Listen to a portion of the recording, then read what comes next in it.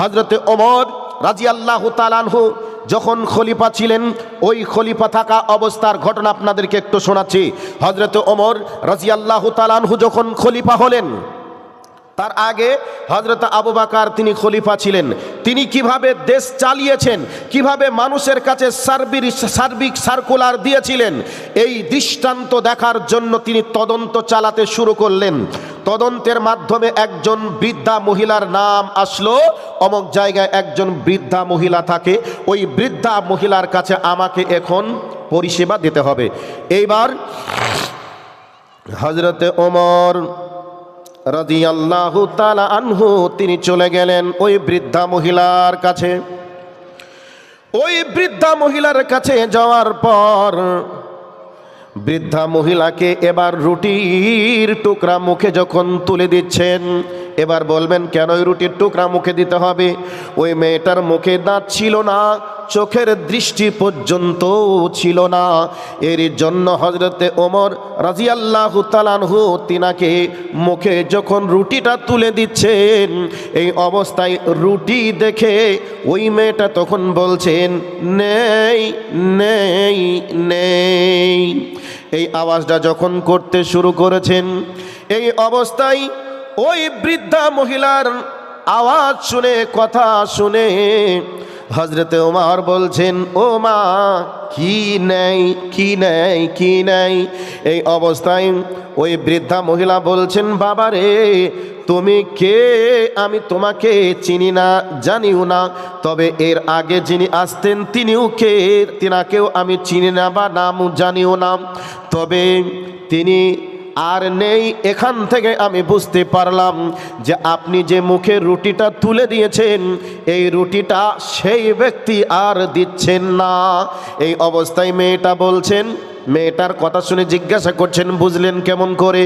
এবার ওই মেয়েটি বৃদ্ধা মহিলাটি বলছেন বাবা রে তুমি কে আর সে কে এটা আমি জানি না, তবে আমার মুখে দাঁত নেই, আমি বৃদ্ধা মহিলা, আমার মুখে দাঁত না থাকার কারণে আমি কেমন রুটি খেতে পারি এটা তিনি জানতেন, আর ওই রকম নরম রুটি বানিয়ে আমার মুখে তুলে দিতেন। আর আজকে যখন রুটিটা পেয়েছি তখনই আমি বুঝে গেলাম এই ব্যক্তি সেই ব্যক্তি নয়, আর সে ব্যক্তি নয় মানে হয়তোবা সেই ব্যক্তি আর দুনিয়াতে নেই। হযরতে আবু বকর রাদিয়াল্লাহু তাআলা আনহু তিনি যখন খলিফা ছিলেন, রাতের অন্ধকারে কে কিভাবে দেশ চলছে, কে কিভাবে বসবাস করছে, কে কি করছে না করছে, সমস্ত কিছু স্বচক্ষে প্রত্যক্ষভাবে দেখার পর তিনি দেশ চালিয়েছেন। খলিফা দিয়ে শুরু হবে, এরপরে রহমত দিয়ে শুরু হবে, নবীজি বলেছিলেন। তবে সেই খলিফারা রহমত দিয়ে, দয়া দিয়ে মানুষের কাছে নেতৃত্ব দিয়ে দিন ইসলামের খেদমত করেছেন। অনেক দৃষ্টান্ত স্বরূপ ঘটনা বলা যাবে, আমি আর বলতে চাইলাম না, তবে ছোট্ট করে আপনাদের কাছে এতক্ষণে একটা পয়েন্টে শোনালাম যে হযরতে ওমর রাদিয়াল্লাহু তাআলা আনহু তখন তিনি বুঝেই নিলেন যে হযরতে আবু বকর রাদিয়াল্লাহু তাআলা আনহু এমন একটা নেতা ছিলেন, ওই নেতা একটা বৃদ্ধা মহিলার কাছেও তিনার পরিষেবা পৌঁছে গেছে। অতএব হযরতে আবু বকর যতদিন দুনিয়ায় বেঁচে ছিলেন ততদিন আমি তার সঙ্গে প্রতিযোগিতা করেছি আমলের দিক থেকে, কোনোদিন আমলে তিনাকে পরাজয় করতে পারিনি। অতএব তিনি দুনিয়া থেকে চলে যাওয়ার পরেও আজকে তিনার আমলের কাছে আমি পরাজয় স্বীকার করলাম। জিন্দিগিতে হযরতে ওমরের কাছে আমি আর টিকতে পারবো না। লম্বা ঘটনা আছে, ছেড়ে দিলাম। তবে এবার আল্লাহর নবীর হাদিসটা আপনাদেরকে বলছি। তাহলে নবীজি বলছেন এই পৃথিবীর সূচনা শুরু হবে নবী দিয়ে, এরপরে দয়া দিয়ে, এরপরে খলিফা দিয়ে। খলিফাদের অন্তরে দয়া থাকবে, ময়া থাকবে, মমতা থাকবে, সেই দয়া ময়া মমতা দিয়ে তারা দেশ চালাবে, এ কথা নবীজি বলেছেন। এরপরে আল্লাহর নবী বলছেন এরপরে আসবে অত্যাচারী শাসকের যুগ, তারা জুলুম করবে, নির্যাতন করবে, মানুষের উপরে জুলুম করবে রে, নির্যাতন করবে। ওরে আমার দর্শক ভাইরা আমার, আপনাদেরকে বলছি যদি এ ঘটনাটা এর সঙ্গে সম্পর্ক নয়, তারপরে বলে দিই এই পৃথিবীতে একজন মানুষ ছিল, নাম তার ফেরাউন। ওই ফেরাউন তার নেতৃত্ব চেয়ারকে বহাল রাখার জন্য অসংখ্য পুত্র সন্তানকে হত্যা করেছিল, এমনকি মায়ের কোল থেকে, মায়ের পেটকে ফেরে বাচ্চা কলিজার টুকরা সন্তানদেরকে মেরে দিয়েছে দুনিয়ার বুক থেকে, কেবলমাত্র নেতৃত্বর চেয়ারকে ধরে রাখার জন্য। নবীজি বলছেন এরপর খলিফাদের যুগ চলে যাওয়ার পর এই পৃথিবীতে অত্যাচারী শাসকের যুগ আসবে, তারা অত্যাচার করবে। এর পরের যুগ আসবে এমন একটা উচ্ছৃঙ্খলতার যুগ, যেখানেই মানুষ সেখানে উচ্ছৃঙ্খল পরিবেশ তৈরি করবে। উচ্ছৃঙ্খল পরিবেশ আজকে গোটা পৃথিবীর যারা নেতৃত্ব দিচ্ছে তারা আজকে অরাজকতা করছে, পৃথিবীর বুকে উচ্ছৃঙ্খল করছে এবং পৃথিবীর মুখে তারা বিপর্যয় সৃষ্টি করছে। বিভিন্ন জায়গাতে জয় শ্রীরামকে টার্গেট করে মানুষকে হত্যা করছে, গরুর মাংসকে কেন্দ্র করে মানুষ মেরে তারা গরুর পূজা করতে শুরু করছে। নবীজি বলছেন পৃথিবীর মাটিতে তারা বিপর্যয় সৃষ্টি করবে, উচ্ছৃঙ্খল পরিবেশ তৈরি করবে। তাহলে আজকে পৃথিবীতে উচ্ছৃঙ্খলা দেখা দিয়েছে, বিশৃঙ্খলা দেখা দিয়েছে। গরু একটা প্রাণী, ওই গরুকে মায়া মমতা দেখাতে গিয়ে মানুষ নামক প্রাণীকে দুনিয়ার বুক থেকে বিদায় করে দিচ্ছে। তাহলে আপনাদেরকে 2-3টা পয়েন্ট নিয়ে আলোচনা করলাম।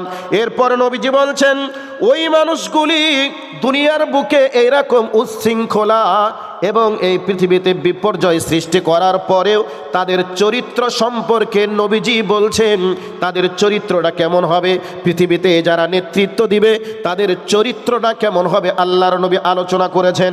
তাদের চরিত্র হবে, আল্লাহর নবী বলছেন ইয়াস্তাহিল্লুনাল হিরারা, আল্লাহর নবী বলছেন তারা রেশমি পোশাককে পরিধান করবে, মখমলের পোশাক পরিধান করবে। গোটা পৃথিবীর যারা নেতা তাদের পোশাক যেগুলি থাকে কোটি কোটি টাকা দাম, ওটা হয় মখমলের পোশাক থাকে, রেশমি পোশাক থাকে। আল্লাহর নবী বলছেন তারা মখমলের বিছানা পরবে এবং রেশমি পোশাক তারা পরিধান করবে। আজকে চলছে 1 নম্বর চরিত্র হবে। 2 নম্বর চরিত্র হবে আল্লাহর নবী বলছেন অল ফুরুজা, তারা ব্যভিচার করবে, ব্যভিচার করবে। আজকে বিশেষ করে যারা বিজেপির নেতা নেত্রী আছে একজন বলতে পারবে আমার চরিত্র ভালো আছে। আজকে নেতাদের চরিত্র কতটা খাতারনাক, নবীজি বলছেন তারা কি করবে, ব্যভিচার তারা করবে। ব্যভিচার চলছে, একটু পরে আবার আসবে এই জায়গায়।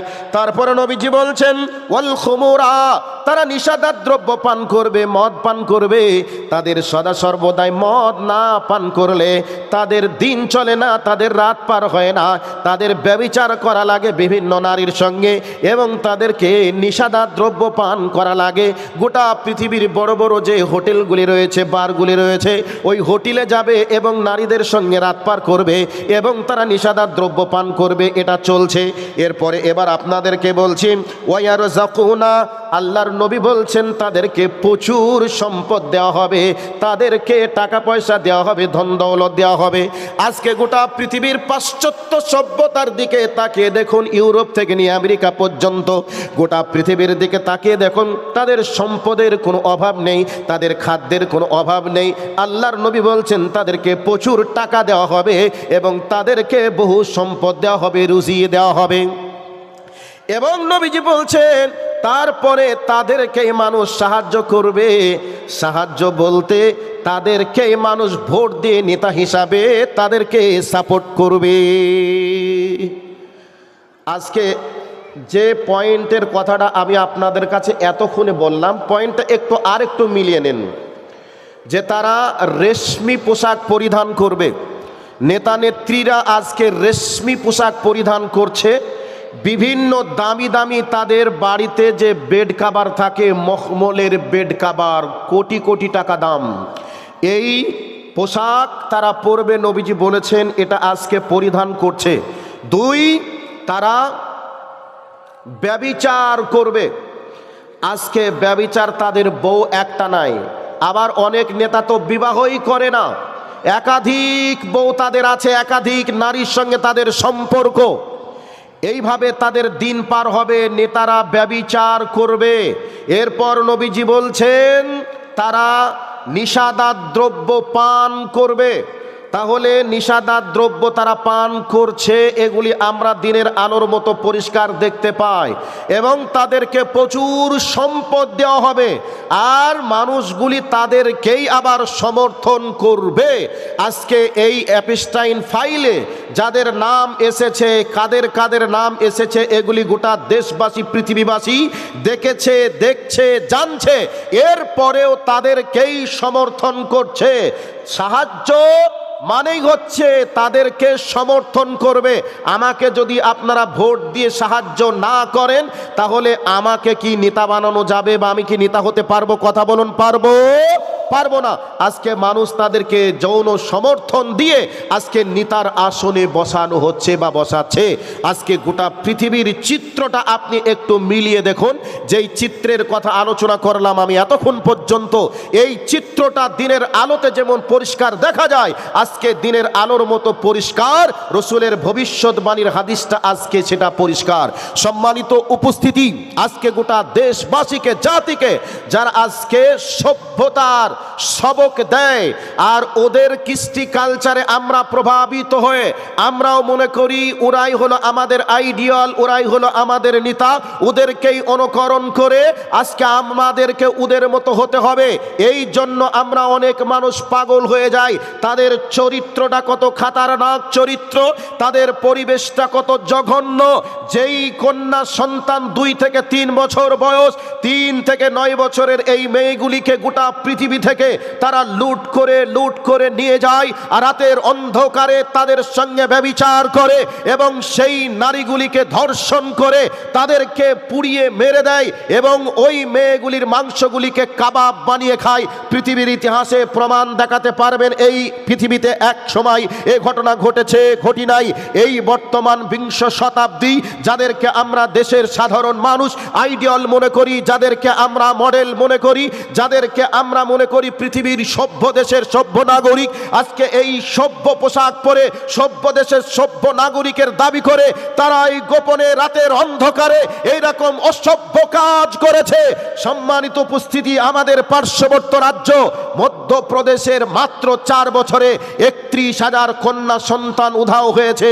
দিল্লির মাটি থেকে, রাজধানীর মাটি থেকে 7,500 নারী কন্যা সন্তানকে আউট করে দেওয়া হয়েছে।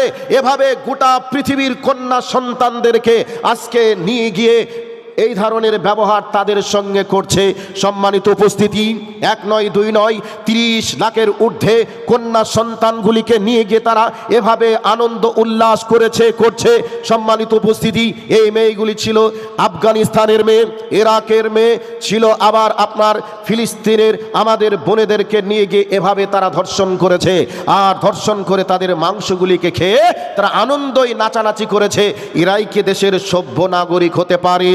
আর এদেরকে নিয়েই আজকে আমরা আনন্দেই উল্লাসিত। সম্মানিত উপস্থিতি, একটা পর্বকে আমি শেষ করলাম, এবার আমি দ্বিতীয় পর্বে যাব। একটা পর্ব শেষ করলাম, এই বিষয়টি মানুষকে জানার প্রয়োজন ছিল, এ বিষয়টি আমি আপনাদেরকে হাদিস থেকে বাস্তবতা দিয়ে কিছু কথা বললাম। এবার আমি সামনের দিকে লক্ষ্য রেখে কথাগুলি বলবো, একটু ধৈর্য ধরে বক্তব্যের বিষয়টিকে শ্রবণ করা লাগবে। সম্মানিত উপস্থিতি, আমি যে বক্তব্যের বিষয়কে সামনে রেখে কোরআনুল কারীমে আয়াত পড়েছি, ওই আয়াতের দিকে দৃষ্টি আকর্ষণ করছি।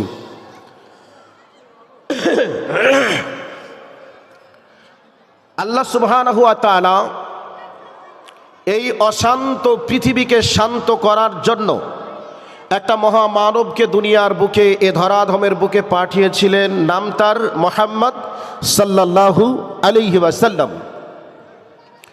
এই অশান্ত পৃথিবীকে শান্ত করার লক্ষ্যে যে মহামানবকে পাঠিয়েছিলেন, ওই মহামানব আসার পূর্বে কন্যা সন্তান জন্মগ্রহণ করলেই আতুর ঘরে গলা টিপে হত্যা করে দেওয়া হতো, আর দলে দলে, বংশে বংশে, গোত্রে গোত্রে লাটালাটি, কাটাকাটি, ফাটাফাটি, রক্তপাত তারা করত, রক্ত নিয়ে তারা হোলি খেলতো। এই অশান্ত পৃথিবীকে শান্ত করার জন্য নবী মুহাম্মদ সাল্লাল্লাহু আলাইহি ওয়াসাল্লামকে এ দুনিয়ার বুকে প্রেরণ করলেন। এরপর এ পৃথিবীকে শান্ত করার জন্য আল্লাহ সুবহানাহু ওয়া তাআলা একটা ওহীর গাইড দিয়ে দুনিয়ার বুকে পাঠিয়ে দিলেন। আল্লাহ সুবহানাহু ওয়া তাআলা গারে হিরায় সর্বপ্রথম যে আয়াতে কারিমা অবতীর্ণ করেছিলেন সে আয়াতটি ছিল ইকরা, পড়ো বিস্মি রব্বিকাল্লাযী খলাক, তোমার রবের নামে যেই রব তোমাকে সৃষ্টি করেছে। তাহলে সর্বপ্রথম আল্লাহ সুবহানাহু ওয়া তাআলা কোরআনুল কারীমে এই আয়াত অবতীর্ণ করার কারণ কি আছে, এর পিছনে কি কারণ তাৎপর্য লুকিয়ে আছে। তিনি বললেন পড়ো সেই রবের নামে যেই রব তোমাকে সৃষ্টি করেছে। এই আয়াত পরপর 5টি আয়াত অবতীর্ণ করলেন সূরাতুল আলাকের, 5টি আয়াত অবতীর্ণ করলেন। প্রেক্ষাপট আমি ছেড়ে দিলাম, প্রেক্ষাপট আপনারা বহুবার শুনেছেন। আজ পৃথিবীতে এত স্কুল, কলেজ, ইউনিভার্সিটি, বিশ্ববিদ্যালয় রয়েছে, কোনো একটা বিশ্ববিদ্যালয়, ইউনিভার্সিটি আপনি দেখাতে পারবেন না যেই ইউনিভার্সিটিতে পড়ো তোমার রবের নামে এক কথায় রবের পরিচয় দেওয়া হয়। এরকম কোন স্কুল, কলেজ, ইউনিভার্সিটি, বিশ্ববিদ্যালয় পৃথিবীর মাটিতে নেই। যেই মাটি থেকে মানুষেরা শিক্ষা লাভ করে গোটা অশান্ত পৃথিবীকে শান্ত করতে পারে, এই রকম শিক্ষা প্রতিষ্ঠান পৃথিবীর মাটিতে নেই। সেই শিক্ষা প্রতিষ্ঠান আছে কোনগুলা? যেগুলি মাদ্রাসা আর কিছু স্কুল বর্তমানে তৈরি হয়েছে, যে স্কুলগুলি তৈরি করেছে এই সমস্ত মাদ্রাসায় পড়ে কিছু আলেম তৈরি হয়েছে তারাই। তাছাড়া পৃথিবীতে সরকারিভাবে এমন কোন স্কুল, কলেজ, ইউনিভার্সিটি নেই যেই স্কুল, কলেজ, ইউনিভার্সিটিতে পড়ো তোমার রবের নামে যেই রব তোমাকে সৃষ্টি করেছে এক কথায় রবের পরিচয় সম্পর্কে শিক্ষা দেওয়ার কোনো প্রতিষ্ঠান পৃথিবীর মাটিতে নেই বলেই আজকে পৃথিবীতে ডাক্তার হচ্ছে, মাস্টার হচ্ছে, ইঞ্জিনিয়ার হচ্ছে এবং ব্যারিস্টার হচ্ছে। এত কিছু হওয়ার পরে পৃথিবী দিনের পর দিন অস্থিরতা বিরাজ করছে, পৃথিবীর মাটিতে শান্তি হারিয়ে যাচ্ছে। যারা গোটা দেশকে, গোটা জাতিকে শান্তির সবক দেয় তারাই গোটা পৃথিবীকে অশান্তির আগুনেই জ্বালিয়ে রাখছে। তাদের ভিতরে ডাক্তার বেশি, তাদের ভিতরে ইঞ্জিনিয়ার বেশি, তাদের ভিতরে প্রফেসর বেশি, তাদের ভিতরে বিজ্ঞানী বেশি। এরপরেও পৃথিবীর মাটিতে অশান্তির আগুনে জ্বালিয়ে রাখার জন্যই তারা বিরাজ করছে। কেন? তাদের কাছে রবের শিক্ষা নেই, রবের কোনো গাইড নেই। এই জন্য গোটা পৃথিবীকে আগুন জ্বালিয়ে পুড়িয়ে দেওয়ার পায়তারা তারা করছে। আমার বক্তব্যের সঙ্গে একটু পরে আপনি এক মিল হবেন ইনশাআল্লাহ। সম্মানিত উপস্থিতি, আল্লাহ সুবহানাহু ওয়া তাআলা সর্বপ্রথম এই আয়াত অবতীর্ণ করে গোটা পৃথিবীর মানুষকে তিনি রবের পরিচয় সম্পর্কে তিনি দেখিয়ে দিয়েছেন, জানিয়ে দিয়েছেন। আর এই রবের পরিচয়ের মাধ্যমে বিশ্বনবী জনাবে মুহাম্মদুর রাসূলুল্লাহ সাল্লাল্লাহু আলাইহি ওয়াসাল্লাম তিনি তিনার ছাত্রদেরকে তৈরি করেছেন। আর সেই ছাত্রগুলি যারা সেই সময় নারী সতীত্বের জম ছিল, নারীদেরকে জোর করে ধর্ষণ করত, যারা অন্যের সম্পদকে জোর করে লুট করত, সেই সমস্ত মানুষগুলি এই ওহীর জ্ঞানে আলোকিত হয়ে নারীদের পাহারাদার হলো, সম্পদের পাহারাদার হলো এবং পৃথিবীর মানুষকে শান্তিতে কি করে ঘুমাতে পারবে তার ট্রেনিং দেওয়ার জন্য পাহারাদার হিসাবে নিযুক্ত হয়ে গেল। সম্মানিত উপস্থিতি, আল্লাহর নবী সাল্লাল্লাহু আলাইহি ওয়াসাল্লাম এরই জন্য বলেছেন বুইসতু মুআল্লিমান লিইউতিম্মা মাকারিমাল আখলাক, আমাকে আল্লাহ সুবহানাহু ওয়া তাআলা এ দুনিয়ার বুকে চরিত্রের মেসেঞ্জার করে প্রেরণ করেছেন, অথবা আমি নবী মুহাম্মদ মানুষের চরিত্রের মেসেঞ্জার হয়ে দুনিয়ার বুকে এসেছি। সম্মানিত উপস্থিতি, এত ডাক্তার, এত মাস্টার, এত প্রফেসর, এত বৈজ্ঞানিক হওয়ার পরে তাদের চরিত্রের কোনো ঠিক নেই। যদি চরিত্রের ঠিক থাকতো তাহলে একেবারে ফুলের মতো কচি মাসুম মেয়েদেরকে ধর্ষণ করে তারা আবার তাদের মাংসগুলিকে কাবাব বানিয়ে খেতে পারত। কথা বলুন, পারত?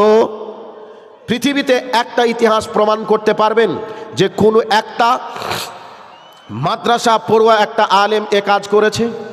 পৃথিবীতে এই প্রমাণ কেউ দিতে পারবে যে নবীর নবী সাল্লাল্লাহু আলাইহি ওয়াসাল্লামের জামানায় এইরকম একটা দৃষ্টান্তের ঘটনা ঘটে নাই। যে সময় নারীদেরকে জোর করে ধর্ষণ করা হতো, যে সময় ডাকাতি করে মানুষের সম্পদগুলিকে লুটে নেওয়া হতো, ওই সময় আল্লাহর নবী সাল্লাল্লাহু আলাইহি ওয়াসাল্লাম ওহীর জ্ঞান মানুষের ব্রেনের ভিতরে দেওয়ার পর, আর নবীজি যে মানুষের কাছে এসেছিলেন উত্তম চরিত্রের মেসেঞ্জার হয়ে, মানুষ নবীজির আদর্শেই নবীজির কাছে যখন এসে মিশেছে, তাদের চরিত্রগুলি একবারে ফুলের মতো পবিত্র হয়ে গেছে। যেই সময় হযরতে ওমরকে দেখে মানুষ ভয় পেত, সেই ওমরকে দেখে মানুষ ভয় পেল না, বরং শয়তান ভয় পেল।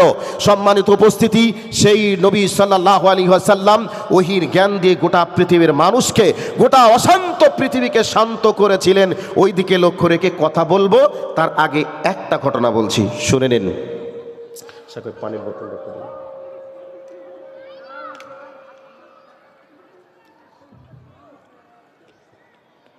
আমি যেটা বোঝাইতে চাইলাম আপনাদেরকে, এতক্ষণ পর্যন্ত আমি বুঝিয়ে উঠতে পারলাম না। আমি বললাম ভাই এই দিকে জায়গা খালি আছে, এইদিকে আসুন, আর যেনারা এসে বসছেন তেনাদেরকে বলেছি এই জায়গায় আসুন। এই জন্য আমাকে মুখ বাঁকা করে কথা বলতে হচ্ছে, যদি এইভাবে থাকতেন আমার কথা বলতে ভালো লাগতো। তো লাস্টে একটা গুরুত্বপূর্ণ পয়েন্ট দিয়ে যাব, ওই পয়েন্টটা শুনে তারপরে যাবেন। এবার মানুষের চরিত্র গড়ার যিনি কারিগর হিসাবে দুনিয়াতে এসেছিলেন, তিনি নবী মুহাম্মদুর রাসূলুল্লাহ সাল্লাল্লাহু আলাইহি ওয়াসাল্লাম। তিনার সংস্পর্শে আসার পর মানুষের চরিত্র কেমন হলো। হযরত ওমরকে দেখে মানুষ ভয় পেত, কিন্তু নবীজির সংস্পর্শে যখন এসে গেলেন তখন মানুষে আর ভয় পেত না, বরং শয়তানে ভয় পেত। হযরত ওমর যে পথ দিয়ে চলে যেতেন ওই পথে আর শয়তান হাঁটতো না, বরং মানুষ তিনার কাছে এসে আশ্রয় পেত। অনেক ঘটনা একটু পরে আসবে, তবে একটা ঘটনা আপনাদেরকে বলছি। একজন সাহাবী, পরবর্তী সময়ে নাম তার আল্লাহর নবী রেখেছিলেন আব্দুল্লাহ জুল বাজাদাইন। তার আগের নাম ছিল আব্দুর রুজ্জা। এই আব্দুর রুজ্জা এক বাপের দুই সন্তান ছিলেন। এবার বলবেন ঘটনাটা কেমন? মানে এক ভাইয়ের দুই ছেলে, এক ভাই বিবাহ করেছে, পুত্র সন্তান হয়নি, আর এক ভাইয়ের পুত্র সন্তান। চাচার সয় সম্পদ বেশি, চাচার কাছে লালিত পালিত। লম্বা ঘটনা। এই অবস্থায় আল্লাহর নবীর বার্তা যখন শুনতে পেল, তার কানে চলে গেল। তো হজরতে আব্দুল্লাহ জুল বাজাদাইন নাম এখনো হয়নি, নাম তার এখনো আব্দুর রুজ্জাই আছে। তো ওই আব্দুর রুজ্জা হঠাৎ করে চাচার কাছে গিয়ে বলছে, চাচা, মক্কার মাটিতে একটা মহান মানবের আবির্ভাব হয়েছে, এই মানুষটা সম্পর্কে আপনি কি কিছু শুনেছেন? আপনার কি ধারণা এনার সম্পর্কে? চাচার সঙ্গে কথোপকথন হয়ে গেল।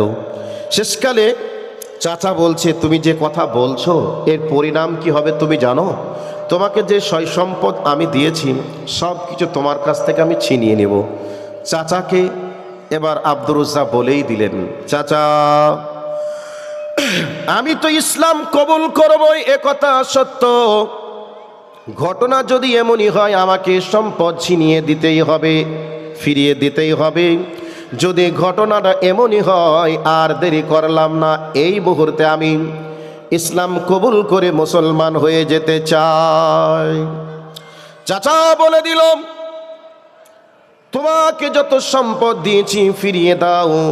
ভাতিজা বলে দিল, ফিরিয়ে দিলাম। এরপর বলে দিলেন, তোমার পরনে যে পোশাকটা রয়েছে পোশাকটা আমার টাকার ক্রয় করা, পোশাকটাও দিয়ে দিলেন। 20 বছরের টকবগে যুবক, ওই যুবক উলঙ্গ হয়ে মায়ের কাছে ছুটলেন। মা দৃশ্য দেখে বলছেন, বেটা কি হয়েছে, ঘটনা এমন কেন? মাকে বলছেন, মা তাড়াতাড়ি করে আমার লজ্জাস্থান ঢাকার মতো কোনো কিছু আমাকে দাও। মা দিয়ে দিলেন একটা কম্বল। অর্ধেক কম্বলকে নিজের লজ্জাস্থানকে হেফাজত করলেন, অর্ধেক কম্বল গায়ে দিয়ে চললেন মক্কা ছেড়ে মদিনায় 480 কিলোমিটার পথ পাড়ি দিয়ে। এই অবস্থায় মদিনার মাটি বড় উত্তপ্ত। মক্কা থেকে বিভিন্ন মানুষ যায় বিভিন্ন রকমের আক্রমণ করবে বলে নবীজিকে সাহাবীরা পরিবেষ্টন করে রেখেছে। অনেক লম্বা ঘটনা। শেষকালে আল্লাহর নবীর কাছে ঘটনা খবর চলে গেল, পৌঁছে গেল। আল্লাহর নবী তখন বলে দিলেন, আব্দুর রুজ্জা, তুমি আজকে ইসলাম কবুল করার কারণে তোমার জমি জায়গা সব তোমাকে ত্যাগ করতে হয়েছে, এমনকি নিজের পরনের পোশাকটা পর্যন্ত তোমাকে দিয়ে দিতে হয়েছে। এবার আব্দুর রাজ্জাক তোমার নাম আর আব্দুর রাজ্জাক নয়, তোমার নাম আমি আব্দুল্লাহ রেখে দিলাম। তবে তুমি শুনে নাও, তুমি এতদিন ভালো খেতে, ভালো পড়তে, ভালো জায়গায় থাকতে, তুমি আজকে দিন ইসলামকে কবুল করেছো, তুমি এখন আর ভালো খেতে পাবে না, ভালো পড়তেও পাবে না, ভালো জায়গাতেও তুমি আর ঘুমাতেও পারবে না। তবে তোমাকে আমি আমার মাদ্রাসায় রেখে দিলাম, ওই মাদ্রাসায় তুমি থাকবে আমার ছাত্রদের সঙ্গে। ওই ছাত্রদের খাবার আসলেও তোমার খাবার আসবে, আর ওরা যদি খেতে পায় তুমিও খেতে পাবে। তবে ভালো খেতে পাবে না এটা নিশ্চিত, তুমি এই মাদ্রাসায় তুমি থেকে যাও। হযরত আব্দুল্লাহ যুল বাজাদাইন আল্লাহর নবীকে বললেন, ইয়া রাসূলুল্লাহ, ইয়া হাবিবাল্লাহ, আমার ভালো খাবারের প্রয়োজন নেই, ভালো ঘরে থাকার প্রয়োজন নেই, ভালো পোশাকের প্রয়োজন নেই। আমি এখন আল্লাহকে পেয়েছি, এখন আমি নবীজির আদর্শ পেয়ে গেছি, এখন আমার আর কোনো কিছু প্রয়োজন নেই। এবার আল্লাহর নবী যে মাদ্রাসা তৈরি করেছিলেন মসজিদে নববীর পাশে, মসজিদে নববীর সঙ্গে মিশে গেছে, ওই মাদ্রাসার নাম হলো আহলে সুফফা। ওই আহলে সুফফার ভিতরে সাহাবীদের সঙ্গে এবার তিনি থেকে ওখানেই কোরআন এবং হাদিস শিখতে শুরু করে দিলেন। ভালো খাবারের ব্যবস্থা নেই, ভালো থাকার ব্যবস্থা নেই, তাহলে নবীজির আদর্শ থেকে কেমন আদর্শ ছাত্র তৈরি হলো? এই অবস্থায় হযরত আব্দুল্লাহ যুল বাজাদাইন রাতের অন্ধকারে জোরে জোরে কোরআনের তেলাওয়াত করে, কোরআনের তেলাওয়াত শুনে সাহাবীদের অনেকের ঘুমের ডিস্টার্ব হয়ে যায়, অনেকের ইবাদতের মনোযোগ নষ্ট হয়। এই অবস্থায় আল্লাহর নবীকে হযরতে ওমর অভিযোগ করছেন, নবী গো, হযরতে আব্দুল্লাহ যুল বাজাদাইন এমন করে রাতের অন্ধকারে জোরে জোরে কোরআনের তেলাওয়াত করে, ওই তেলাওয়াত শুনে আমাদের ঘুমের ডিস্টার্ব হয়। এমন কি যারা রাতের অন্ধকারে তাহাজ্জুদের সালাত আদায় করে তাদেরও ইবাদতের ডিস্টার্ব হয়।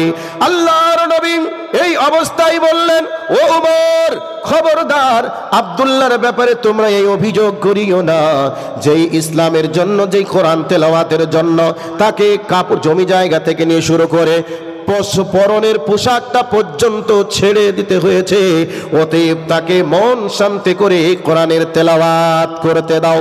এবার কোরআনের তেলাওয়াত শুরু হতে না হতেই কিছুদিন যেতে যেতে একটা যুদ্ধ চলে আসলো। যুদ্ধটার নাম ছিল জঙ্গে তাবুকের দিন। ওই জঙ্গে তাবুকের দিনে সাহাবায়ে কেরামেরা যে যেভাবে পেরেছিলেন সে সেভাবে দান করেছিলেন। এই অবস্থায় আব্দুল্লাহ যুল বাজাদাইন আল্লাহর নবীকে বললেন, ইয়া রাসূলুল্লাহ, সবাই সবার মতো, যার কাছে যা ছিল সবাই সবার মতো দিয়ে দিল, আমি এমন একজন হতভাগা কপাল পোড়া, আমার কোনো টাকা নেই, পয়সা নেই, কোনো কিছুই নেই। ওগো নবী, আমার কাছে কিচ্ছু দেওয়ার মতো নেই, তবে আপনি আল্লাহর কাছে দোয়া করুন আমি যাতে করে ওই জঙ্গে তাবুকের দিনে আমার জীবনটা ইসলামের জন্য উৎসর্গ করে দিতে পারি। জোরে বলুন নারে তাকবীর। এই অবস্থায় হযরত আব্দুল্লাহ যুল বাজাদাইনের অবস্থা দেখে আল্লাহর নবী সাহাবীদেরকে বললেন, ও সাহাবীরা, একটা গাছের ডাল নিয়ে এসো। গাছের ডালটা নিয়ে এসে আল্লাহর নবী আব্দুল্লাহ যুল বাজাদাইনের শরীরের উপরে লাগিয়ে দিয়ে বললেন, আল্লাহ, আমি আব্দুল্লাহ যুল বাজাদাইনের রক্তকে কাফেরদের জন্য আমি হারাম করে দিলাম। আল্লাহর নবীকে এই কথাটা শোনার পরে বলছেন, নবী গো, আমি চাইলাম শহীদ হব দিন ইসলামের জন্য, আমার কাছে টাকা নেই, পয়সা নেই, তবে আমার জীবনটা ইসলামের জন্যই দিয়ে দেব, অতএব আপনি আমার রক্তকে হারাম করে দিলেন, আমি তো আর শহীদ হতে পারবো না।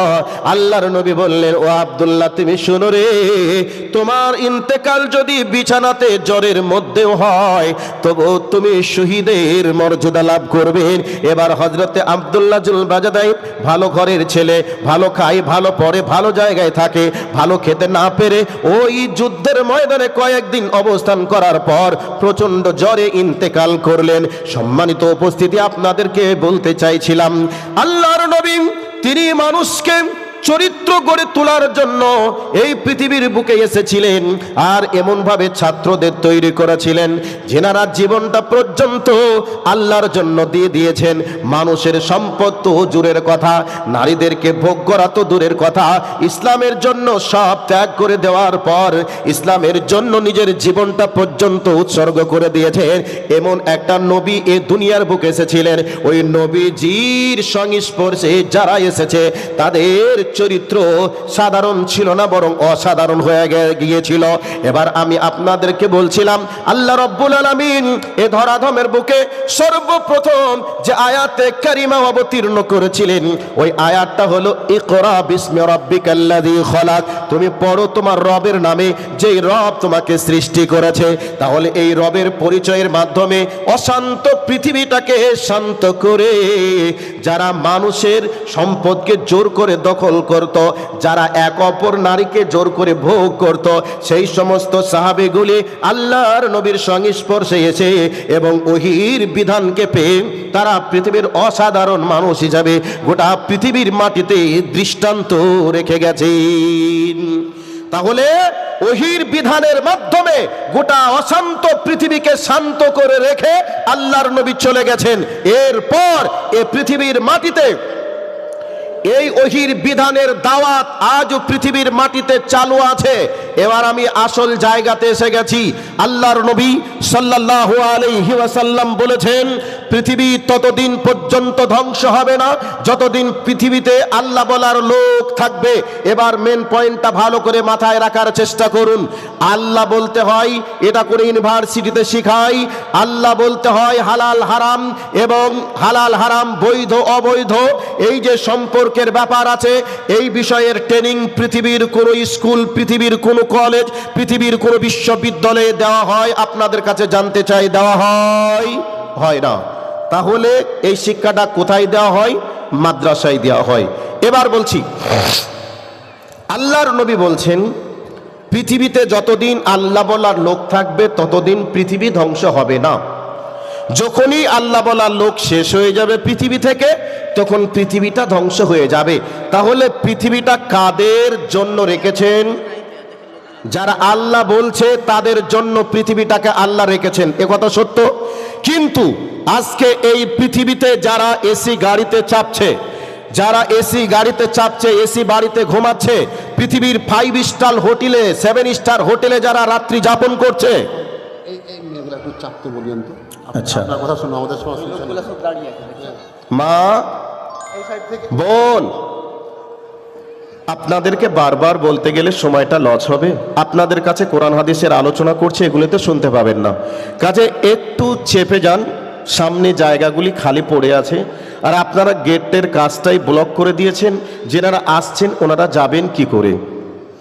এখন আপনাদের সাইড দিয়ে যেতে গিয়ে যদি গায়ে লাথি লাগে, পা ঠেকে যায়, তখন আপনাদের পেস্টিসে লাগবে, আর আপনারা তখন বলবেন আমার গায়ে লাথি লাগালে, এই বলে ঝগড়া করবেন। এই জন্য আপনাদেরকে বলছে একটু চেপে চেপে চলে যান, সামনে জায়গা খালি আছে, ওই দিকে যাওয়ার চেষ্টা করুন। আর এই সাইডটা একটু রাস্তাকে ক্লিয়ার করে দেন। যে সমস্ত বোনেরা মায়েরা দাঁড়িয়ে আছেন, বোনেরা আমার, মায়েরা আমার, একটু আপনারা রাস্তাটাকে ক্লিয়ার করে দেন। আর আপনারা যারা দাঁড়িয়ে আছেন আপনারা তাড়াতাড়ি চলে আসুন।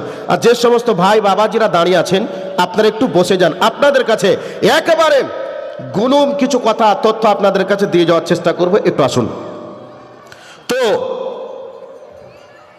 পৃথিবী ততদিন থাকবে যতদিন আল্লাহ বলার লোক থাকবে। আজকে পৃথিবীর মাটিতে যারা 5 স্টার হোটেল থেকে নিয়ে শুরু করে পৃথিবীর মাটিতে যারা আজকে রাজ করছে, ওই সমস্ত মানুষগুলি চাচ্ছে পৃথিবীর মাটি থেকে মাদ্রাসা নামক কোনো জিনিসকে রাখবো না, মুসলমান নামক কোনো জাতিকে রাখবো না।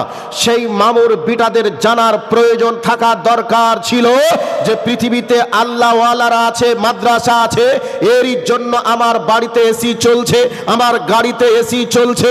যেদিন আল্লাহ বলার লোক থাকবে না, মাদ্রাসা নামক কোনো জিনিস থাকবে না, সেই দিন আমার এসি গাড়িটা আর চলবে না, আমার বাড়িটা আর দাঁড়িয়ে থাকবে না, বরং আমার গাড়ির চাকা জাম হয়ে যাবে, আর আমার বাড়ির ছাদটা একেবারে ধ্বনিত তোলার মতো হয়ে উড়ে যাবে।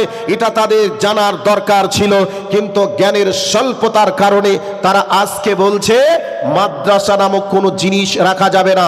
আজও আমাদের ভারতবর্ষের বিজেপির একজন নেত্রী, অগ্নিমিত্রা নাকি ঝর্ণা মিত্রা নাকি শয়তান মিত্রা জানি না, ওই শয়তান বলেছে মাদ্রাসায় নাকি জঙ্গিবাদের ট্রেনিং দেওয়া হয়। আজকে মুসলিমদের ভিতরে কেন ডাক্তার নেই, কেন মাস্টার নেই, কেন ইঞ্জিনিয়ার নেই, কেন বৈজ্ঞানিক নেই, কেন তাদেরকে হাতে অস্ত্র তুলে দেওয়া হয়, কেন অস্ত্র নেওয়া হয়? ওই বদমাইশের বাচ্চা বদমাইশগুলি আজকে মুসলিমদের যোগ্যতা থাকার পরে প্ল্যানিং মাফিক মুসলমানদেরকে বঞ্চিত করে আজকে তোমরাই বড় বড় কথা বলার চেষ্টা করছো। এই পৃথিবীর জন্য আমরা কি না দিয়েছি, এই ভারতবর্ষে আমাদের কি অবদানের কমতি আছে? কোনো কিছুর কমতি নেই। তোমরা আমাদেরকে পিছিয়ে রেখেছো, আর তোমরাই আজকে তোমাদের হাতে যে অস্ত্র, তোমাদের হাতে যে বোম, আর তোমাদের যে চরিত্র গোটা পৃথিবীবাসী জানে। মাদ্রাসার দিকে আঙুল তুলছো, তোলার আগে তোমরা একবার ভেবে দেখো, মাদ্রাসা যেদিন থাকবে না সেদিন তোমার আর লেকচার চলবে না, গাড়িতে এসি থাকবে না, বাড়িতে এসি থাকবে না। এবার বলবেন তার প্রমাণ কি আছে? 100% প্রমাণ আছে। লা তাকুমুস সাআত হাত্তা ইয়াকুলু ফিল আরদি আল্লাহ আল্লাহ। আল্লাহ বলার লোক যতদিন থাকবে ততদিন পৃথিবীতে কিয়ামত হবে না।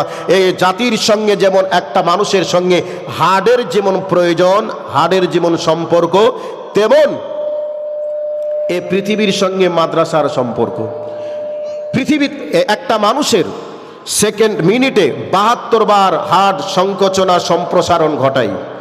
যদি একটু বেশি ঘটে যায় তাহলে বলবে হার্টবিট খুব জোর চলছে, এক্ষুনি স্ট্রোক হয়ে যেতে পারে। আর যদি স্লো চলে তাহলে বলবে হার্টের অবস্থা খুব একটা ভালো নেই, কাজে একে ডাক্তার দেখাও। এই পরিবেশ আমরা লক্ষ্য করি। এই পৃথিবীতে যতদিন মাদ্রাসা আছে ততদিন এ পৃথিবী আছে। মাদ্রাসা বিপন্ন মানে এ পৃথিবী বিপন্ন। আজকে মুসলিম থেকে নিয়ে শুরু করে পৃথিবীর সব মানুষ আজকে মাদ্রাসার প্রতি অনীহা, মাদ্রাসার প্রতি আজকে বিষোদ্গার। এর জন্য গোটা পৃথিবীকে ক্যান্সার রোগে আক্রান্ত করেছে, ধরে নিয়েছে। সম্মানিত উপস্থিতি, একটা পয়েন্ট আপনাদেরকে দেওয়ার চেষ্টা করলাম। এরপর আপনাদেরকে বলছি, এই পৃথিবীর মাটিতে অশান্ত পৃথিবীকে শান্ত যেমন করেছে ওহীর বিধান, এবং পৃথিবীর যিনি উত্তম চরিত্রের কারিগর মেসেঞ্জার নবী মুহাম্মদুর রাসূলুল্লাহ সাল্লাল্লাহু আলাইহি ওয়াসাল্লাম এই পৃথিবীতে এসে মানুষের চরিত্রগুলিকে একবারে সোনার মতো খাঁটি নির্মল যিনি বানিয়েছেন তিনি নবী মুহাম্মদুর রাসূলুল্লাহ সাল্লাল্লাহু আলাইহি ওয়াসাল্লাম। এবার আমি মেন পয়েন্টের দিকে ঢোকার চেষ্টা করছি। তবে এই পৃথিবীতে যে জায়গায় মানুষ দেখে নগদ টাকা আছে ওই জায়গায় মানুষ ঝাঁপিয়ে পড়ে, যে জায়গায় টাকা নেই ওই জায়গায় মানুষ যেতে চায় না। এবার বললেন কথা তো একবারে বাস্তব, আপনাদেরকে বলছি। মানুষের একটু পয়েন্টটা ভালো করে মনোযোগ দেন। ডাক্তার হয় দুই রকমের। ডাক্তার হওয়ার আগে আপনাদেরকে বাস্তব দিয়ে একটু বলছি, ক্যামেরা হয় দুই ধরনের। একটা ক্যামেরা হলো স্টুডিও ক্যামেরা, যেই ক্যামেরা দেহের অবয়বটা কত সুন্দর এটা দেখায়। আর একটা হচ্ছে এক্স-রে ক্লিনিক ক্যামেরা, যেই ক্যামেরার কাজ হচ্ছে হাড়ের ভিতরে কি হয়েছে হাড়ের ভিতর পর্যন্ত পরিষ্কার দেখানো। তাহলে ক্যামেরা দুই ধরনের, দুইটা ক্যামেরা দুইটা কাজ। ঠিক তেমনি ডাক্তার হয় দুই ধরনের। একটা হচ্ছে দেহের ডাক্তার আর একটা হচ্ছে রুহের ডাক্তার। দেহের ডাক্তার পৃথিবীতে যারা MBBS পড়াশোনা করে যারা ডাক্তার হচ্ছে তাদেরকে আমরা বলি দেহের ডাক্তার। এখন একটা মানুষের দেহে কোনো রোগ হয়েছে, আমরা ডাক্তারের কাছে যাব, তিনি ট্রিটমেন্ট করবেন, ওষুধ দিবেন, আমাদের রোগ ভালো হবে, এটা আশা করা যাবে। কিন্তু একটা মানুষের যদি রুহের রোগ হয় তাহলে সাধারণত কোনো ডাক্তারের কাছে গিয়ে, মালদা মেডিকেল কলেজ হসপিটালের ডাক্তারের কাছে গিয়েও এর কি ট্রিটমেন্ট আমরা পাবো? একটু আওয়াজ দিবেন, পাবো? ভাই কথা বলছেন না কেন? পাবো? পাবো না। তাহলে এই ট্রিটমেন্টের জন্য যেতে কোথায় হবে? এই ট্রিটমেন্টের জন্য যেতে হবে কোনো আলেমের কাছে, হয় মাদ্রাসার কোনো শিক্ষকের কাছে, আর না হয় মসজিদের কোনো ইমামের কাছে। আল্লাহ সুবহানাহু ওয়া তাআলা বলছেন রূহের ট্রিটমেন্ট আছে আলা বিযিকরিল্লাহি তাতমাইন্নুল কুলুব। আত্মার ট্রিটমেন্ট আছে আল্লাহর কোরআনে। সাধারণ মানুষ কোরআন পড়ে হয়তো ট্রিটমেন্ট না পেলেও আত্মার রোগ হয়েছে, এই অবস্থায় আলেম ওলামার কাছে আসতে হবে, এসে বলতে হবে আমি এই সমস্যায় আছি, এই সমাধান আমাকে করে দেন। এই সমাধান আপনাকে কোরআন দিবে, হাদিস দিবে, আলেম ওলামারা দিবে। যদি এখন আপনার কোনো একটা অঘটন ঘটে যায়, অঘটন বলতে অনেক কিছু রোগ আছে, অনেক কিছু আছে। উদাহরণস্বরূপ আপনাকে বলছি, একটাই পয়েন্ট আপনাকে দিচ্ছি। রমজান মাসে দিনের বেলায় যদি আপনি স্বামী স্ত্রীর সঙ্গে সহবাস করে নেন, এই একটা রোগ আপনার হয়ে গেছে। এই ট্রিটমেন্টটা আপনি পৃথিবীর কার কাছে গিয়ে পাবেন? ডাক্তারের কাছে গিয়ে পাবেন। ডাক্তারের কাছে গিয়ে পাবেন না, এই ট্রিটমেন্টটা কোথায় গিয়ে পাবেন? আলেমের কাছে এসে পাবেন। এবার বলবেন এটা তো একটা জিনিস, ওটা আলাদা একটা কথা, বলেই নিলাম, মেনে নিলাম। তবে এবার আপনাকে বলছি, এবার ডাক্তারের কাছে গিয়ে বললেন, ডাক্তার বাবু রাত্রিতে আমার ঘুম হয় না, মন যেন আনচান আনচান করছে, মনের ভিতরে অশান্তি বিরাজ করছে, এই অবস্থায় আমার কি করা যাবে, আমাকে একটু ট্রিটমেন্ট করুন। এই অবস্থায় বলুন, ডাক্তার কলমটা হাতে নিবে আর প্রেসক্রিপশনটা হাতে নিয়ে আপনাকে কি ওষুধ লিখবে, ডাক্তারের বাপও কি ওষুধ লিখতে পারবে না, কারণ তার কাছে এর কোনো ট্রিটমেন্ট নেই। এই অবস্থায় আপনাকে বলবে বা আপনার জন্য 2টা ঘুমের ট্যাবলেট লিখে দিয়ে বলবে আপনি 2টা ঘুমের ট্যাবলেট খাবেন, তাহলেই ঘুমিয়ে যাবেন। ঘুম থেকে উঠলেই আপনার মন ভালো হয়ে যাবে, শান্তি ফিরে পাবেন। এ কথা আপনাকে বলবে জি না, এর নাম ট্রিটমেন্ট নয়, আত্মায় রোগ হয়েছে। এই রোগ যদি আপনাকে হয়ে যায় তাহলে আল্লাহর কোরআনের কাছে আসতে হবে, নবীজির হাদিসের কাছে আসতে হবে, আলেম ওলামার কাছে আপনাকে গাইড নিতে হবে, তবে আত্মার ট্রিটমেন্ট আপনি পাবেন। অসংখ্য প্রমাণ, অসংখ্য দলিল, অসংখ্য যুক্তি দেওয়া যাবে। আল্লাহর নবী সাল্লাল্লাহু আলাইহি ওয়াসাল্লাম বলছেন, তোমাদের দেহের ভিতরে একটা মাংসের টুকরা আছে, ওই মাংসের টুকরা যদি সুস্থ থাকে গোটা বডিটাই তোমাদের সুস্থ থাকবে, আর ওই মাংসের টুকরাটা যদি অসুস্থ হয়ে যায় গোটা বডিটাই অসুস্থ হয়ে যাবে। আলা ওয়াহিয়াল কলব, সেটাই হলো অন্তর, সেটাই হলো আত্মা। আত্মাই যদি রোগ হয়ে যায় তাহলে আল্লাহর কোরআনের কাছে আসতে হবে, আল্লাহর জিকিরে আসতে হবে, আলেম ওলামার কাছে আসতে হবে। তাহলে 2 রকমের রোগ, এক রকম হলো দেহের রোগ আর একটা হলো রুহের রোগ। দেহের রোগ হলে ডাক্তারের কাছে যাই, আমরা ফিস দিই। ডাক্তারের কাছে রোগের ট্রিটমেন্ট, দেহের ট্রিটমেন্টের জন্য আমরা চাই আমাদের প্রত্যেকের ছেলে ডাক্তার হোক, আর ডাক্তার হোক এর জন্য আজকে কোটি কোটি কোটি টাকা খরচ চলছে, লাখ লাখ টাকা খরচ করে ছেলেকে ডাক্তার বানাতে হবে। মানুষের মনের ভিতরে আজকে প্রতিযোগিতা লেগেছে। এবার বলবেন লেগেছে কেন? আজকে ডাক্তারের বিদ্যাতে সব থেকে বেশি উপার্জন করা যায়, এর জন্য প্রত্যেকের টার্গেট আমার ছেলে ডাক্তার হোক। কথাটা বাস্তব বলছি না অবাস্তব বলছি? ভাই কথাটা বাস্তব আছে না অবাস্তব আছে? তাহলে টাকা বেশি উপার্জন হবে, এর জন্য ডাক্তার হতে হবে, ডাক্তার পড়াতে হবে, ডাক্তার করতে হবে। তবে এটা ডাক্তার আমাদের দেহের জন্য প্রয়োজন, একথা চরম পরম সত্য। ডাক্তারই পড়াচ্ছেন, ডাক্তার হচ্ছে, এর জন্য নিন্দা দিচ্ছেন, এটা প্রয়োজন, অবশ্যই করা লাগবে। তবে আমরা করছি কেন? এখানে টাকা নগদ উপার্জন করা যাবে, এর জন্য সবার স্বপ্ন ডাক্তার করতে হবে। ডাক্তারের পরে কি ইঞ্জিনিয়ার বানাতে হবে। এবার বলুন, তাহলে দেহের ট্রিটমেন্টের জন্য যেমন ডাক্তারের প্রয়োজন আছে, রুহের ট্রিটমেন্টের জন্য তেমন আল্লাহর কোরআন যারা জানে তাদের কাছে যাওয়ার প্রয়োজন আছে। আছে না নেই? আছে। কিন্তু এখানে আমরা আসছি না কেন? এখানে নগদ লাখ লাখ টাকার উপার্জন নেই। এর জন্য নগদ যদি এখানে লাখ লাখ টাকা ইনকাম থাকতো তাহলে ওখানে যেমন লাখ লাখ টাকা খরচ করে ডাক্তার হচ্ছে, ডাক্তার পড়াচ্ছে, এই মাদ্রাসাতেও মানে ছেলেকে আলেম বানানোর জন্য, রুহের ডাক্তার বানানোর জন্য লাখ লাখ টাকা খরচ করে পড়াতো। কথাটা বাস্তব না অবাস্তব? এখন আপনাদেরকে আরেকটা পয়েন্ট দিচ্ছি। বাথরুম পরিষ্কার করার লোক যারা, তাদেরকে আমরা মেথর বলি, অনেক জায়গায় আমরা ক্লিনার বলি। তবে মেথরের কাজ যদি কোনো ডিগ্রি কোর্স করার মাধ্যম দিয়ে যদি মেথরের কাজের ট্রেনিং দেওয়া হতো, আর ওই কাজের যদি ডাক্তারের থেকে ইনকাম বেশি হতো, মানুষ ওই কাজ করার জন্য ইচ্ছা পোষণ করতো। হ্যাঁ কিনা একটা আওয়াজ দিবেন, করতো কি করতো না? ভাই কথা বলুন, করতো কি করতো না? করতো, এবার আপনারা বলবেন অনেকে না করতো না নোংরা ছাপ করার জন্য, আবার কি মানুষে কাজ করে? এবার আপনি বলবেন ডাক্তার নোংরা ছাপ করার জন্য কাজ করবে না। আমি আপনাকে বলছি শুনে রেখে দেন, একটা মানুষের হাড়ের ভিতরে ক্যান্সার হয়েছে, ওই হাড়ের ভিতরে পুঁজ হয়েছে, ওই হাড়ের ভিতরে রক্ত জমে গেছে, ওই দুর্গন্ধ রক্ত পুঁজকে পোকাকে কেটে সাপকে করে, ডাক্তারে করে না অন্য কেউ করে? কথা বলছেন না কেন? ডাক্তারে করে না অন্য কেউ করে? ডাক্তারে করে কেন করে? টাকা পায় এর জন্য করে। তাহলে মেথরের কাজটাতে যদি টাকা বেশি উপার্জন করা যেত, মানুষ ওই কাজও করত। গন্ধ লাগে না দুর্গন্ধ না কি, এটা দেখার চিন্তা ভাবনা মানুষ করত না। বর্তমান পৃথিবীতে টাকা যেখানে আছে সেখানে মানুষ আছে, ওই কাজটা হালাল নাকি হারাম দেখার কোনো প্রয়োজন নেই। ওই জায়গাটা আমার জন্য সম্মানের না অসম্মানের এটাও দেখার প্রয়োজন মানুষ মনে করে না। বরং টাকা যেখানে আছে মানুষ সেখানে আছে, যেখানে কোটি টাকা উপার্জনের মাধ্যম আছে মানুষ সেই জায়গায় যাওয়ার চেষ্টা করে। একেবারে দিনের আলোর মতো পরিষ্কারিটা আগে আপনাকে মেনে নিতেই হবে। বর্তমান সময়ে রাজনৈতিক দলে টাকা উপার্জন বেশি আছে, এর জন্য শিক্ষিত অশিক্ষিত সবাই আজকে রাজনীতি করে আমি নেতা হব, কেউ যদি নেতা না হতে পারে আমি নেতার চামচা হব, এর জন্য মানুষ আজকে পাগলের মতো ছুটছে, এর পিছনে মানুষ জীবন পর্যন্ত দিচ্ছে।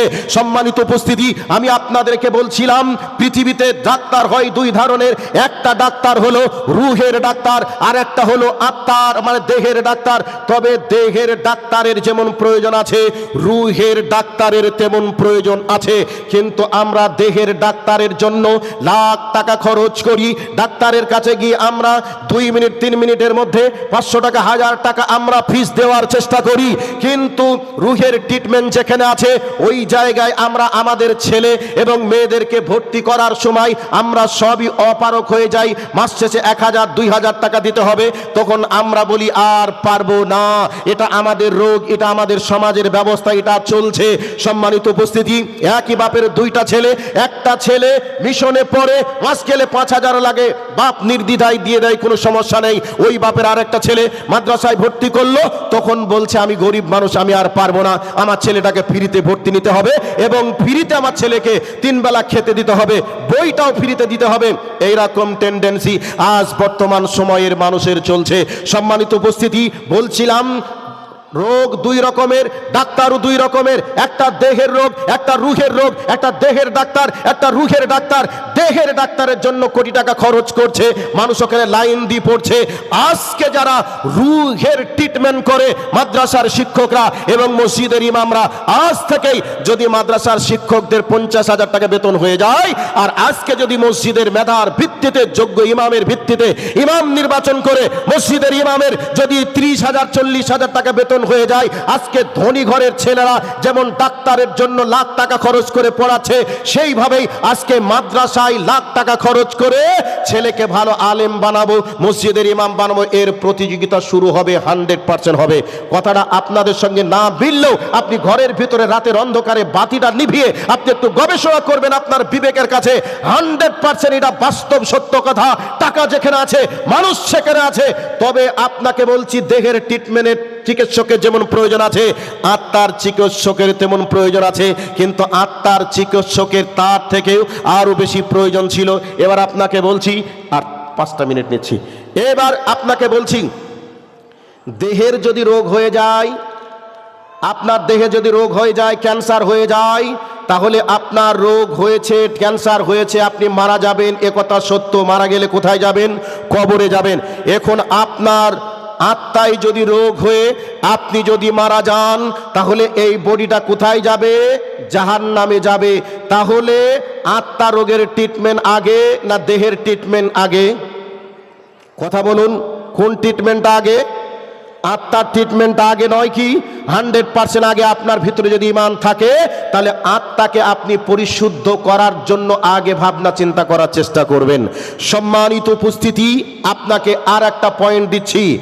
আজ বর্তমান প্রেক্ষাপটে ছেলে মেয়েদের ডাক্তার বানাচ্ছেন, আপত্তি নেই, কিন্তু ডাক্তার বানানোর পূর্বে আপনার ছেলেকে মুসলিম ইমানদার ডাক্তার বানান। তাহলে সমাজ পরিবর্তন হয়েছে, পরিবর্তন হবে। যদি আপনি বলেন শুধু আমাদেরকে অনেক মানুষ এসে রাজনৈতিক দলের নেতারা ঢালাওভাবে কথা বলে, আমাদেরকে ডাক্তার হতে হবে, আমাদেরকে মাস্টার হতে হবে, আমাদেরকে আইপিএস হতে হবে, আমাদেরকে এমএলএ হতে হবে, তাহলে এই বেঈমানগুলি আইপিএস হয়েছে, এমএলএ হয়েছে, এমপি হয়েছে, মন্ত্রী হয়েছে। এত এমএলএ মন্ত্রী আইপিএস হওয়ার পরে আজকে জাতির জন্য তারা কি করেছে? আসলে তারা নামে মুসলমান, কাজে মুসলমান নয়। যদি তাদেরকে আমরা ইমানদার মুসলিম ডাক্তার, এমএলএ, এমপি, মন্ত্রী এগুলি যদি প্রধান থেকে নিয়ে শুরু করে মেম্বার পর্যন্ত ইমানদার বানাতে পারতাম, সমাজ পরিবর্তন হতো, পরিবর্তন হতো, 100% পরিবর্তন হবে। কাজেই প্রত্যেকজনকেই বলবো, আপনার ছেলেকে ডাক্তার বানান, মাস্টার বানান, এমপি বানান, এমএলএ বানান, মন্ত্রী বানান, আইপিএস বানান, কোনো সমস্যা নেই। বানানোর পূর্বে আপনার ছেলেকে ইমানের ট্রেনিংটা আগে দেওয়া লাগবে। ইমানের ট্রেনিং যতক্ষণ না দিবেন ততক্ষণ সমাজ পরিবর্তন হওয়াটা অসম্ভব। কাজেই আগে আমাদের ইমানের ট্রেনিং আগে, তারপরে অন্য কিছু। সমাজ পরিবর্তনের আগেই আপনাকে ইমানদার বানাতে হবে। এবার বলবেন ঠিক আছে, এবার আপনাকে বাস্তব দিয়ে একটা বলছি, শুনে রাখুন। বাংলাদেশের একটা চিত্র বলছে আপনাকে। বাংলাদেশের চিত্র হলো, একজন ব্যক্তি ছেলেকে ডাক্তার বানিয়েছে লাখ লাখ টাকা খরচ করে। ছেলে আমেরিকায় চাকরি করে, আমেরিকায় চাকরি করছে, এই অবস্থায় বাপ মারা গেছে। সংবাদটা শুনে ছেলে ফ্লাইটে বাড়ি চলে আসলো। এখন আসার পর বাপের লাশ পড়ে আছে। এই অবস্থায় গোসল দিতে হবে। ডাক্তার ছেলে গোসল দিতে জানে না। গোসল দিতে না জানার কারণে গোসল কে দিবে? যে গোসল জানে। তাহলে গোসল দেওয়ার একটা ট্রেনিং আছে। তো গোসল দেওয়ার ট্রেনিং যার কাছে আছে সে কিন্তু গোসল দেবে। ছেলে দেখলো, তাহলে আমার বাবা আমাকে কতদিন গোসল করিয়েছে, আমাকে কতদিন পোশাক পরিয়েছে, আমার বাবার আজকে শেষ গোসলটাও দিতে পারলাম না। কাফন পরানোর যদি ডিগ্রি না থাকে, কাফন কি পড়াতে পারবে? কথা বলুন, পারবে? পারবে না। এবার কাফনও পড়াতে পারলো না। ইমাম সাহেব নামাজে দাঁড়িয়েছে জানাজায়। শিক্ষিত ছেলে ডাক্তার নামাজে দাঁড়িয়ে কান্না শুরু করেছে। ইমাম সালাম ফিরিয়ে বলছে, ভাই কয়দিন আগে আমার আব্বাও মারা গেল, আমার আব্বাকেও দাফন করে আমি এসেছি, আপনার আব্বা আজকে মারা গেল, আমিও যাব, আপনিও যাবেন, কাঁদছেন ভাই, আপনি শিক্ষিত মানুষ। এবার ডাক্তার ছেলে তখন বলছে, মাওলানা আপনি আপনার মতো করে বুঝিয়ে সান্ত্বনা দেওয়ার চেষ্টা করলেন, কিন্তু আমি কেন কাঁদছি? আমার কান্নার কারণটা আপনি জানেন না, কেন কান্না করছি? ডাক্তার বলছে। মাওলানা বলছেন, কেন কাঁদছেন বলুন। এই অবস্থায় ইমাম সাহেবকে ডাক্তার বলছে, মাওলানা আপনার আব্বা মারা গেছে, আমার আব্বা মারা গেলেন, আমিও মারা যাব, আপনিও মারা যাবেন, এ কথা সত্য, এটা আমি জানি। কিন্তু আমার বাপ লাখ লাখ টাকা খরচ করে আমার বাপ আমাকে ডাক্তার বানিয়েছে, টাকা উপার্জনের মেশিন বানিয়েছে, কিন্তু আমার বাপ আমাকে প্রকৃত পক্ষে মানুষ বানিয়ে যেতে পারেন নাই। যদি মানুষ বানিয়ে যেতে পারতেন, আমার বাবার গোসলটা আমি দিতে পারতাম, আমার বাবার কাফনটা আমি পড়াতে পারতাম, এবং কি আমার বাবার জানাজার সালাতটা আমি আদায় করতে পারতাম। কিন্তু আমার বাবা আমাকে টাকা উপার্জন করার মেশিন বানিয়েছে, এ কথা সত্য, কিন্তু আমার বাবার জন্য আমি চুল পরিমাণ কোনো উপকার করতে পারলাম না। আমার বাবা কবরে চলে যাবেন, আমার বাবার কবরের পাশে গিয়ে কি দোয়া করতে হয় এটাও আমি জানি না। তাহলে আমার বাবার জন্য আমি কি উপকার করলাম? এর জন্য আমি বলবো, ছেলেকে ডাক্তার বানান, মাস্টার বানান, প্রফেসর বানান, আইপিএস বানান, কোনো কিছুই সমস্যা নেই, করার প্রয়োজন আছে আপনি করুন, কিন্তু ছেলেকে প্রাথমিক অবস্থায় ইমানের ট্রেনিং দিয়ে ছেলেকে যদি মার্কেটে ছেড়ে দেন, ওই ছেলেটা জিন্দিগিতে কোনোদিন আর বেঈমান হবে না। ইমানের ট্রেনিং দিয়ে তাদেরকে ইমানদার ডাক্তার, মাস্টার, ইঞ্জিনিয়ার, প্রফেসর বানাতে হবে, এমএলএ, এমপি বানাতে হবে, সমাজ পরিবর্তন আসবে। সম্মানিত উপস্থিতি, যদি আপনার ছেলেকে যদি আপনার ছেলেকে পূর্ণাঙ্গ রূপে ওহির জ্ঞান দিয়ে আপনার ছেলেকে যদি মানুষ করতে না পারেন, তাহলে আপনার ছেলে আপনাকে কি করে সম্মান করতে হয় এটাও জানবে না, ছোটদের কি করে স্নেহ করতে হয়, বড়দের কি করে শ্রদ্ধা করতে হয় এটাও জানবে না। কিন্তু মাদ্রাসা এমন একটা প্রতিষ্ঠান, যেই প্রতিষ্ঠানে একটা বড় মানুষের কি করে সম্মান দিতে হয় তার ট্রেনিং দেয়, ছোট্ট ছেলেদের কি করে স্নেহ করতে হয় তারও ট্রেনিং দেয়, এবং বাবা মার সঙ্গে কি ব্যবহার করতে হয় তার ট্রেনিংটাও দেয়। এবার আপনাদেরকে আমার লাস্ট পয়েন্টে বলে দিয়ে শেষ করেছি, আল্লাহ রাব্বুল আলামিন একটা ছেলেকে কি করে ট্রেনিং দিতে হয় কুরআনুল কারীমে সেই শিক্ষাটা দিয়েছেন। আর মাদ্রাসায় সে শিক্ষা দেওয়ার কারণে গোটা পৃথিবী আপনি চিরুনি তল্লাশি করে দেখুন, যত বড় বড় পাশ্চাত্য সভ্যতার দেশ আছে, ওই ছেলেদের বাবা মাকে আজকে বৃদ্ধাশ্রমে আশ্রয় নিতে হয়েছে, তাদেরকে বৃদ্ধাশ্রমে থাকতে হয়েছে। কিন্তু আজকে মুসলমানদের ভিতরে কম হলেও ধর্মীয় শিক্ষা আছে, এই জন্যে মুসলমানদের বাবা মা আজকে বৃদ্ধাশ্রমে নেয় বলেই চলল। এ শিক্ষা কে দিয়েছে? মাদ্রাসা দিয়েছে।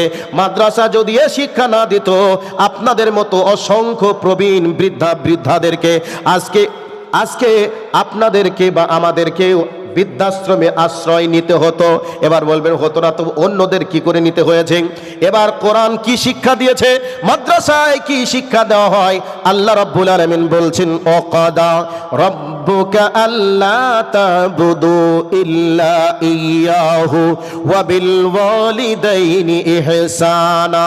আল্লাহ রাব্বুল আলামিন বলেন, হে আমার পৃথিবীর বান্দারা, আমি চূড়ান্ত ফয়সালা করে দিলাম, কারোর ইবাদত করবে না, আমার ইবাদত করো। এরপর আল্লাহ পাক বলছেন, তোমার মা বাবার সঙ্গে ভালো ব্যবহার করো। আচ্ছা, একটা স্কুল দেখান, একটা কলেজ দেখান, বিশ্ববিদ্যালয় দেখান, যেই বিশ্ববিদ্যালয়ের সিলেবাসে মা বাবার সঙ্গে ভালো ব্যবহার করো, আজকে মা বাবার সঙ্গে সম্মান করো, এ কথা কোন স্কুল কলেজ ইউনিভার্সিটির সিলেবাসে দেখাতে পারবেন না। কেবলমাত্র মাদ্রাসার সিলেবাসে আপনি দেখাতে পারবেন বাবা মার সঙ্গে ভালো ব্যবহার করতে হয়। এরপর আল্লাহ রাব্বুল আলামিন বলেন, ইম্মা ইয়াবলুগান্না ইনদাকাল কিবারা আহাদুহুমা আও কিলাহুমা ফালা তাকুল লাহুমা উফফিন ওয়ালা তানহারহুমা ওয়া কুল লাহুমা কাওলান কারীমা। আল্লাহ রাব্বুল আলামিন মাদ্রাসার সিলেবাসের ভিতরে কোরআনের ভিতরে যেটা স্থান দিয়েছেন, ওটাকে মাদ্রাসার শিক্ষকেরা ছাত্রদেরকে কিভাবে মানুষ করেন। আল্লাহ রাব্বুল আলামিন বলছেন, যখন তোমার মা বাবা বৃদ্ধা অবস্থায় পৌঁছে যাবে, তাদের সঙ্গে তোমরা ভালো ব্যবহার করবে। খবরদার তাদের ব্যবহার পেয়ে যেন শব্দটা তোমরা করবে না, বরং তাদের সঙ্গে মিষ্টি নরম ভালো ব্যবহার করবে। তাদের সঙ্গে যখন কথা বলবে, কাওলান কারীমা, তাদের সঙ্গে নরম মিষ্টি কথা বলবে। খবরদার তাদেরকে ধমক দিয়ে কথা বলবে না, চোখ গরম করে কথা বলবে না। তাহলে আল্লাহ যে ট্রেনিংটা দিয়েছে কোরআনের ভিতরে, এই ট্রেনিংটা মাদ্রাসায় দেওয়া হয়। আর এই ট্রেনিংটা দেওয়ার কারণে আলেম ওলামারা গোটা পৃথিবী ব্যাপী এই ট্রেনিংটার বাস্তবতা ফিল্ডে কাজ করে, যার কারণে মুসলিম মানুষ আজকে বৃদ্ধাশ্রমে কম আছে। বাবা মা সন্তানের কাছে আশ্রয় পায় এবং বাবা মার খেদমত করে সন্তানরা জান্নাত যাওয়ার জন্য রাস্তা তৈরি করে। আল্লাহ রাব্বুল আলামিন বলেন, ওয়াকফিদ লাহুমা জানাহায যুল্লি মিনার রাহমা ওয়া কুর রাব্বিরহামহুমা কামা রাব্বায়ানি সাগীরা। আল্লাহ রাব্বুল আলামিন বলেন, হে আমার বান্দারা, তোমার মা বাবার সঙ্গে ভালো তো ব্যবহার করবেই, কিন্তু তোমার মা বাবার জন্য তোমাদের হাত দুটোকে খেদমতের জন্য বিছিয়ে দাও। তোমার মা বাবাকে কোলে নিতে হতে পারে, তুমি যখন ছোট ছিলে তোমার মা বাবার কোলে তুমি চেপেছিলে, তোমার মা বাবার কোলে প্রস্রাব পায়খানা করে দিয়েছিলে। এখন তুমি বড় হয়েছো, তোমার মা বাবা বৃদ্ধ হয়ে গেছে, তোমার মা বাবাকে কোলে নিতে হতে পারে, তোমার মা বাবার প্রস্রাব পায়খানা কেচে ধুয়ে পরিষ্কার করতে হতেও পারে। তোমার মা বাবার জন্য খেদমতের জন্য হাতটাকে বিছিয়ে দাও। এরপর আল্লাহ রাব্বুল আলামিন বলছেন, এভাবে খেদমত করে তোমার মা বাবা যখন দুনিয়া ছেড়ে তোমাদেরকে রেখে চলে আসবে রে আমার কাছে, তখন তোমরা তোমার মা বাবার জন্য দোয়া করবে, রব্বিরহামহুমা কামা রাব্বায়ানি সাগীরা। আয় আল্লাহ, আমার মা বাবা আমাকে যেভাবে স্নেহের কোলে, আদরের কোলে, মায়ার কোলে, মমতার কোলে আমাকে যেভাবে লালন পালন করেছিল, সেভাবে তুমি আমার মা বাবাকে তোমার রহমতের কোলে লালন পালন করো। এই শিক্ষা কোথায় দেওয়া হয়? মাদ্রাসায় দেওয়া হয়। একটা কলেজের নাম বলুন, একটা বিশ্ববিদ্যালয়ের নাম বলুন, একটা ইউনিভার্সিটির নাম বলুন, যে এই কলেজ, ইউনিভার্সিটি, বিশ্ববিদ্যালয়ের এই ট্রেনিংটা দেওয়া হয়, এইরকম ট্রেনিং পৃথিবীর কোনো স্কুল, কলেজ, ইউনিভার্সিটিতে দেখাতে পারবেন না। তবে মাদ্রাসা নামক ইউনিভার্সিটিতে এর ট্রেনিং দেওয়া হয়। আর এই ট্রেনিংয়ের কারণে গোটা পৃথিবীর মুসলমান আজকে মা বোনেরা নিজের সন্তানের কাছে বৃদ্ধা অবস্থাতে থাকার সুযোগ হয় এবং মা বাবার খেদমত করে সন্তানরা নিজের জীবনকে ধন্য করার চেষ্টা করে। এর জন্য আমি আগের বক্তব্যেই বলেছিলাম, জাতির কাছে এ মাদ্রাসার গুরুত্ব কত।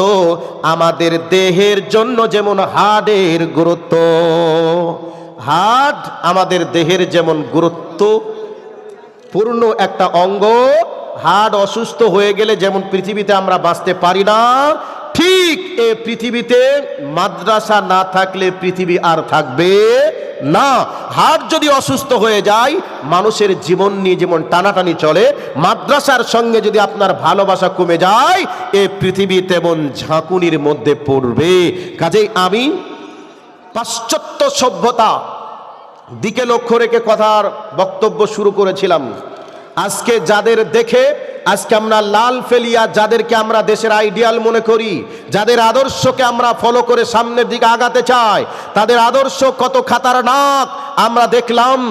আমরা তাদের চরিত্র সম্পর্কেও দেখতে পেলাম, তাদের কৃষ্টি কালচার সম্পর্কেও জানতে পারলাম, তাদের শিক্ষা কত কি জানতে পারলাম।